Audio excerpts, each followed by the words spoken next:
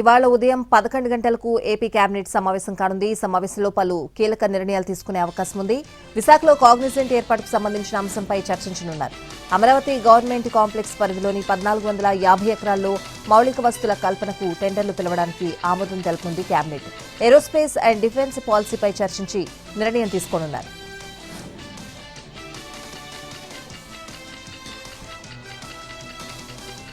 ఇవాళ సచివాలయం దగ్గర రైతు నేస్తం సభ నిర్వహించాలని డిసైడ్ అయింది తెలంగాణ కేబినెట్. ఈ సభకు మంత్రులంతా పాల్గొనాలని నిర్ణయించింది. ఇక రాష్ట్ర వ్యాప్తంగా జరిగే సంబరాల్లో ఎమ్మెల్యేలు పాల్గొనాలని ఆదేశించింది. రైతు భరోసా నిధులు జమ చేసినందుకు గాను ఈ కార్యక్రమం నిర్వహించాలని ప్రభుత్వం ఆదేశించింది. ఇవాళ సిట్ ముందుకు వెళ్లనున్నారు MP Etela Rajender. Phone tapping కేసులో ఆయన స్టేట్మెంట్ ఇవ్వనున్నారు. ఫోన్ ట్యాపింగ్ కేసులో మొదటి బాధితుడిని తానేనని ఆరోపిస్తున్నారు ఈటెల. తన కుటుంబ సభ్యులతో పాటు గన్మెన్లు, కారు డ్రైవర్ల ఫోన్లను కూడా గత ప్రభుత్వం ట్యాపింగ్ చేసిందని చెప్తున్నారు. దీనికి గల ఆధారాలను సిట్కు సమర్పిస్తానని ఇటీవలే చెప్పారు ఈటెల.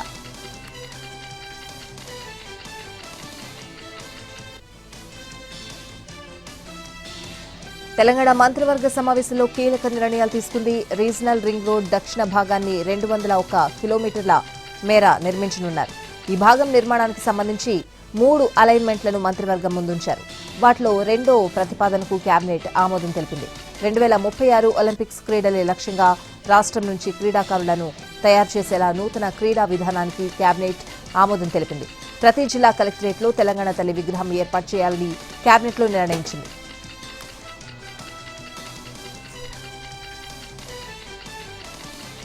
ఏపీ తలపెట్టిన బనకచెర్ల ప్రాజెక్టు నిర్మాణాన్ని అడ్డుకునేందుకు ఎంతవరకైనా పోరాడాలని తెలంగాణ మంత్రివర్గం నిర్ణయించింది. గోదావరిలో తెలంగాణ వాటా జలాల్లో ఒక్క చుక్క కూడా వదులుకునేది లేదని స్పష్టం చేసింది. గోదావరి బనకచెర్లపై ఇప్పటివరకు జరిగిన పరిణామాలు, భవిష్యత్ కార్యాచరణకు సంబంధించి జూలై మొదటి వారంలో సీఎల్పీ మీటింగ్ ఏర్పాటు చేసి కాంగ్రెస్ ఎమ్మెల్యేలు, ఎంపీలకు పవర్ పాయింట్ ప్రెజెంటేషన్ ఇవ్వాలని నిర్ణయించింది.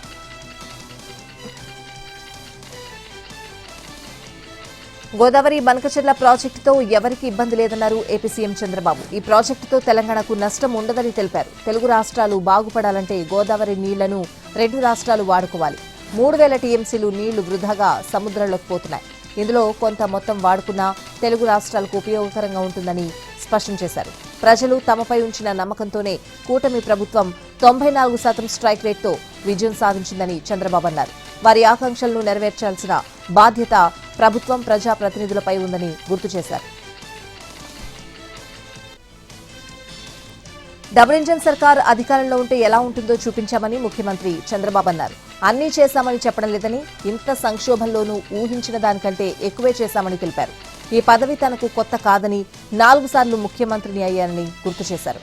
కేంద్రం సహకారం లేకుంటే ఊపిరి కూడా పీల్చుకోలేని పరిస్థితి ఉండేదని చంద్రబాబు అన్నారు.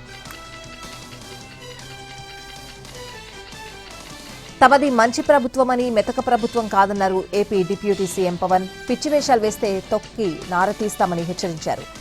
రాజ్యాంగ వ్యతిరేక, ప్రభుత్వ వ్యతిరేక కార్యక్రమాలు చేసే వారిపై వెంటనే న్యాయ పరిధిలో చట్టపరంగా చర్యలు తీసుకోవాలని అధికారులకు సూచించారు. వైసీపీ నేతలు చేస్తున్న ప్రకటనలపై డిప్యూటీ సీఎం తీవ్ర అభ్యంతరం తెలిపారు. ఫోన్ ట్యాపింగ్ కేసులో ఒక్కొక్కటిగా కీలక విషయాలు బయటకొస్తున్నాయి. ట్యాపింగ్ ఎలా చేస్తారు, ఎప్పుడు చేశారనే విషయాలు బయటకొస్తున్నాయి. రివ్యూ కమిటీకి చైర్మన్ గా ఉన్న మాజీ ప్రభుత్వ ప్రధాన కార్యదర్శి శాంతికుమారితో పాటు జీఐడీ పొలిటికల్ సెక్రటరీ స్టేట్మెంట్లను పోలీసులు రికార్డు చేశారు. 3 ఉప ఎన్నికల్లో సందర్భంగా పెద్ద ఎత్తున ట్యాపింగ్ కు పాల్పడ్డట్టు సిట్ తేల్చింది. 2018 నుంచే ట్యాపింగ్ జరిగినట్లు సిట్ కీలక ఆధారాలు సేకరించింది. దీనికి ఎవరు బాధ్యులు అనే దాని మీద సిట్ సమగ్రంగా దర్యాప్తు చేస్తోంది. ఈ కేసులో ప్రణీత్ రావుని 9 సార్లు, ఎస్ఐబీ మాజీ చీఫ్ ప్రభాకర్ రావుని 5 సార్లు విచారించింది.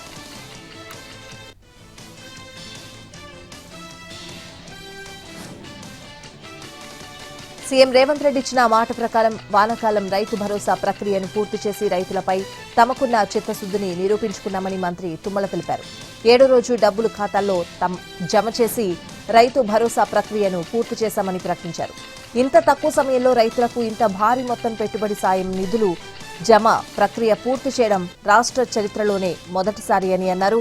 ఇంతకుముందు 2 నుంచి 4 నెలల సమయం పట్టేదని గుర్తు చేశారు.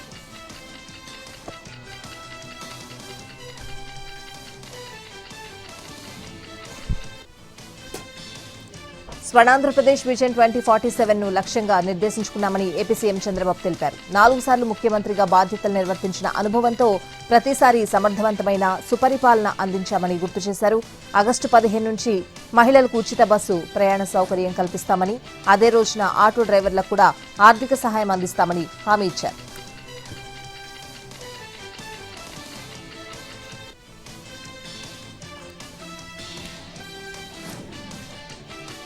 లింగయ్య మృతిపై ఎస్పీ మాట మార్చారని ఎమ్మెల్సీ బొత్స అన్నారు.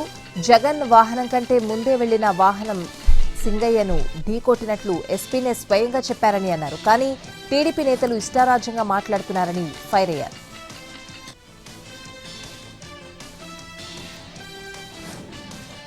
బీసీలపై మాట్లాడే అర్హత కవితకు లేదని మంత్రి పొన్నం ప్రభాకర్ అన్నారు. బలహీన వర్గాల కోసం విద్యార్థి ఉద్యమాలు చేసిన పెద్దన్న ఎంపీ ఆర్ కృష్ణయ్య అంటే తమకు గౌరవం ఉందన్నారు. 10 ఏళ్ల పాలనలో బీసీలకు న్యాయం చేయని కవితతో కూర్చుని తన విలువను తక్కువ చేసుకోవద్దని సూచించారు. ఇన్నాళ్లు ప్రభుత్వంలో ఉండి బీసీల గురించి మాట్లాడని ఎమ్మెల్సీ కవితకు ఇప్పుడు బీసీలు గుర్తుకు రావడం విడ్డూరంగా ఉందని ఎద్దేవా చేశారు.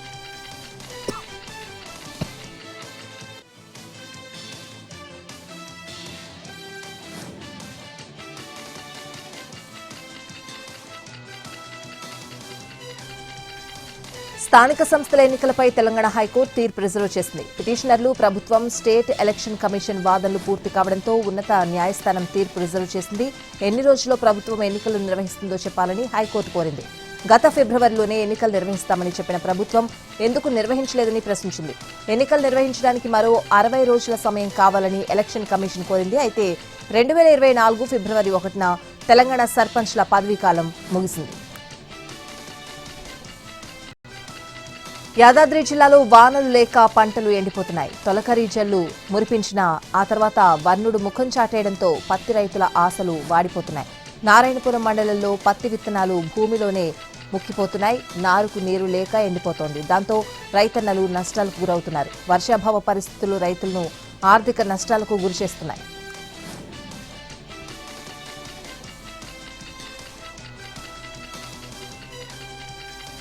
కాళేశ్వరం ఈఈ నూనె శ్రీధర్ అక్రమ సంపాదన డొంక కదులుతోంది. ఏసీబీ అధికారులు లోతుగా విచారణ జరుపుతున్నారు. 4వ రోజు శ్రీధర్ను విచారించిన ఏసీబీ అధికారులు అతడి బ్యాంకు లాకర్లు తెరిచారు.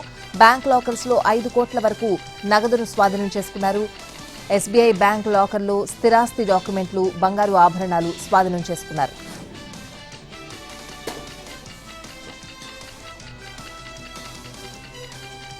శ్రీశైలంలో తుపాకీ బుల్లెట్లపై మిస్టరీ వీడింది. ఏఆర్ హెడ్ కానిస్టేబుల్ ఎల్లాస్వామికి చెందిన బుల్లెటుగా డీఎస్పీ రామాంజీ నాయక్ గుర్తించారు. శ్రీశైలం చేరుకున్న డీఎస్పీ, సీఐలు బుల్లెట్లు దొరికిన ప్రాంతాన్ని పరిశీలించారు. అక్కడి నుంచి దేవస్థానం సీసీ కమాండ్ కంట్రోల్ రూంలో సీసీ ఫుటేజ్ ని క్షుణ్ణంగా పరిశీలించారు. సీసీ ఫుటేజ్ ఆధారంగా బుల్లెట్లను ఎల్లాస్వామిగా గుర్తించారు. స్పెషల్ డ్యూటీకి వచ్చిన ఏఆర్ హెడ్ కానిస్టేబుల్ గా నిర్ధారించారు. అయితే శ్రీశైలంలోని వాసవి సత్రంలో భోజనానికి వెళ్లిన సందర్భంలో ఫోన్ రావడంతో బుల్లెట్ల కవర్ను మర్చిపోయి అక్కడి నుంచి వెళ్లిపోయారు. శ్రీశైలంలో స్పెషల్ డ్యూటీ కోసం 2 నెలల క్రితమే హెడ్ కానిస్టేబుల్ వచ్చాడని తెలుస్తోంది.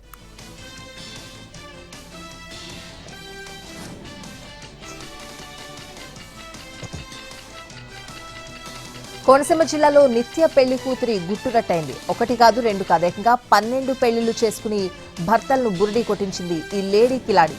రామచంద్రపురానికి చెందిన బేతి వీరదుర్గ నీలిమ ఈజీ మనీ కోసం పెళ్లిళ్లు చేసుకుంటూ చీటింగ్ చేస్తోంది. విడాకులు తీసుకుని డిప్రెషన్లో ఉన్న సంపన్న కుటుంబాలకు చెందిన పురుషులను టార్గెట్ చేస్తోంది. వారికి మాయమాటలు చెప్పి పెళ్లి చేసుకుంటోంది. కొన్ని రోజులు కాపురం చేస్తున్నట్లు నటించి డబ్బు, నగలతో ఉడాయిస్తోంది. ఎవరైనా ఎదురు తిరిగితే తప్పుడు కేసులు పెట్టి వేధిస్తోంది. నీలిమకు ఆమె తల్లి బేతి వీరలక్ష్మితో పాటు రామకృష్ణ, కళ్యాణ్ అనే మరో 2 సహకరిస్తున్నారు.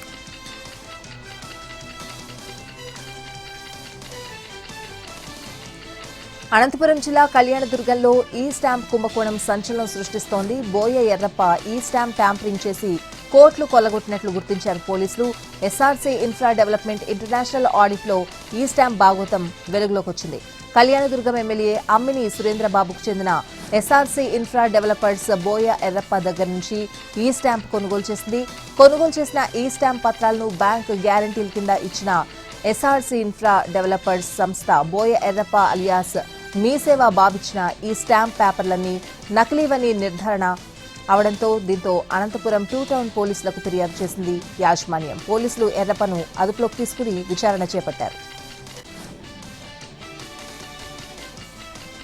రాజ్యసభకు ఎంట్రీ ఇవ్వబోతున్నారంటూ జరుగుతున్న ప్రచారంపై ఆప్ జాతీయ కన్వీనర్ అరవింద్ కేజ్రీవాల్ స్పందించారు. తాను రాజ్యసభకు వెళ్లడం లేదని స్పష్టం చేశారు. పంజాబ్లోని లుధియానా పశ్చిమ అసెంబ్లీ నియోజకవర్గానికి జరిగిన ఉప ఎన్నికల్లో ఆప్ అభ్యర్థిగా బరిలో నిలిచిన ఆ పార్టీ రాజ్యసభ సభ్యుడు సంజీవ్ అరోడా విజయం సాధించారు. దీంతో ఆయన రాజ్యసభ సభ్యత్వానికి రాజీనామా చేస్తే ఖాళీ అయ్యే ఈ స్థానం నుంచి కేజ్రీవాల్ పెద్దల సభలో అడుగుపెట్టబోతున్నారంటూ విపక్షాలు పలు వ్యాఖ్యానాలు చేస్తూ వచ్చాయి. అయితే తాను రాజ్యసభకు వెళ్లట్లేదని క్లారిటీ ఇచ్చిన కేజ్రీవాల్ ఖాళీ అయ్యే రాజ్యసభ సీట్ నుంచి ఎవరు పోటీ చేయాలి అనేది ఆప్ రాజకీయ వ్యవహారాల కమిటీ నిర్ణయం తీసుకుంటుందని అన్నారు. పశ్చిమ బెంగాల్లోని కాళీగంజ్ అసెంబ్లీ స్థానానికి జరిగిన ఉప ఎన్నికల్లో అధికార తృణమూల్ కాంగ్రెస్ విజయం సాధించింది. టీఎంసీ అభ్యర్థి అలీఫా అహ్మద్ కు 32,308 ఓట్లు రాగా కాంగ్రెస్ అభ్యర్థికి కేవలం 13,144 ఓట్లు మాత్రమే వచ్చాయి. బీజేపీ అభ్యర్థి 11,987 ఓట్లతో మూడో స్థానానికి పరిమితమయ్యారు. TMC sitting MLA Nasiruddin Ahmed మృతితో ఇక్కడ ఉప ఎన్నిక అనివార్యం కాగా ఆయన కుమార్తె అలీఫా అహ్మద్ ను దీదీ బరిలో నిలిపారు. ఆపరేషన్ సింధుని వేగవంతం చేసింది కేంద్రం. ఇజ్రాయెల్ ఇరాన్ వార్ ప్రభావిత ప్రాంతాల నుంచి భారతీయులను దేశానికి తరలిస్తోంది. ఇప్పటికే వేలాది మందిగా భారతీయులు స్వదేశానికి చేరుకున్నారు. వీరిని స్వగ్రామాలకు తరలించేందుకు ప్రయత్నిస్తోంది కేంద్రం. 5 రోజుల్లో ఇరాన్ నుంచి 8 విమానాల్లో 1700 మందికి పైగా భారతీయులు స్వదేశానికి చేరుకున్నారు.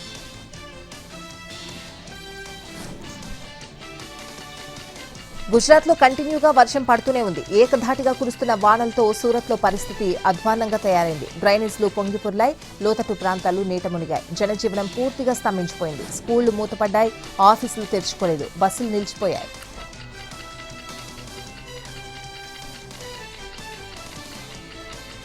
కోలీవుడ్ లో మరోసారి డ్రగ్స్ కలకలం రేపుతోంది. డ్రగ్స్ కేసులో నటుడు శ్రీరామ్ ను అరెస్ట్ చేశారు తమిళనాడు పోలీసులు. వైద్య పరీక్షలో పాజిటివ్ గా రావడంతో అదుపులోకి తీసుకున్నారు. అనంతరం వైద్య పరీక్షలు నిర్వహించి కోర్టులో హాజరుపరిచారు. శ్రీరామ్ కోసం ప్రదీప్ కొకైన్ కొనుగోలు చేసినట్లు గుర్తించింది. ఏఐడీఎంకే మాజీ నేత ప్రసాద్ ఇప్పటికే స్టేట్మెంట్ ఇచ్చాడు. తాను ప్రదీప్ కు 40 సార్లు డ్రగ్స్ అమ్మినట్లు చెప్పాడు. దీని ద్వారా 5 లక్షల రూపాయలు సంపాదించానని అన్నాడు.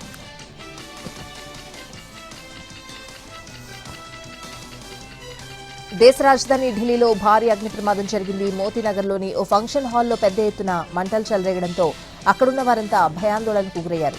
రాత్రి 9 గంటల సమయంలో మంటలు చెలరేగ్గా దట్టమైన పొగలలుపుకున్నాయి. ఈ ఘటనపై సమాచారం అందుకున్న అగ్నిమాపక సిబ్బంది 18 ఫైర్ ఇంజన్లతో అక్కడికి చేరుకుని మంటలను అదుపు చేశాయి.